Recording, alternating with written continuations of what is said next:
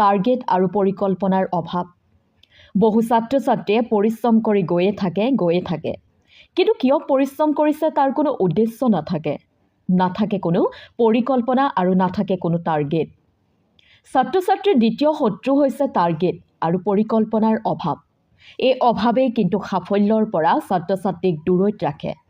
প্ৰথমে এটি টাৰ্গেট স্থিৰ কৰি এবছৰ পিছত নিজকে কি অৱস্থাত চাব বিচাৰে, কেৰিয়াৰ কি হ'ব তাৰ টাৰ্গেট লোৱা দৰকাৰী।